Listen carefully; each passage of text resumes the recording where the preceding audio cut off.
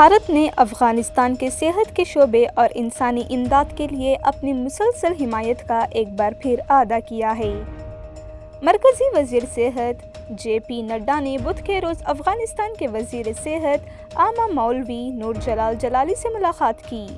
اس ملاقات میں دونوں رہنماؤں نے صحت کے شعبے میں جاری تعاون کا جائزہ لیا اور صحت کے بنیادی ڈھانچے، طبی سامان کی فراہمی اور صلاحیت سازی کے شعبوں میں تعاون کو مزید مضبوط بنانے کے طریقوں پر گفتگو کی۔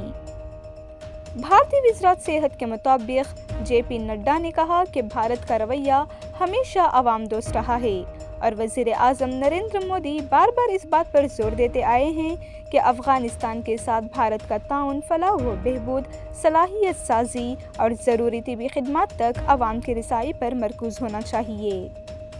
جے پی نڈا نے یہ بھی واضح کیا کہ افغانستان کے لیے بھارت کی امداد انسانی ہمدردی اور دونوں ممالک کے عوام کے درمیان دیر دینا تعلقات کی بنیاد پر جاری رہے گی۔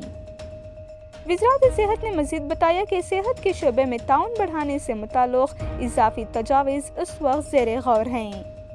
ملاقات کے دوران صلاحیت سازی کے اقدامات پر بھی بات چیت ہوئی۔